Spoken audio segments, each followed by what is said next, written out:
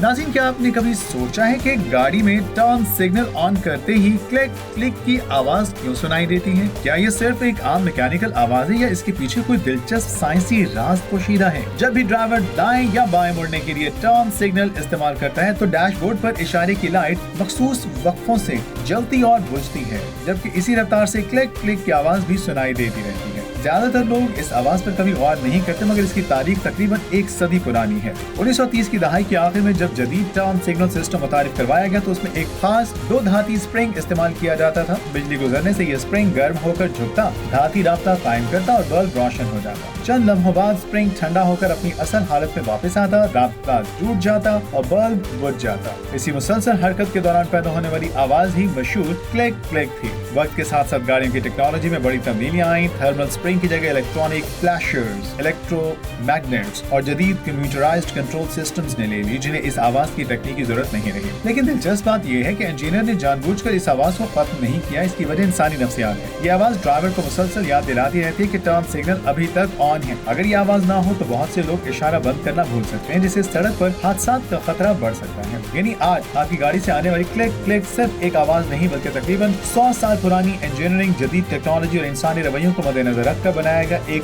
ज़हीन हिफाजती इशारा है। अगली बार जब आप टर्न सिग्नल इस्तेमाल करें तो याद रखिएगा ये आवाज आपकी महफूज ड्राइविंग में खामोशी से अहम किरदार अदा कर रही होती है।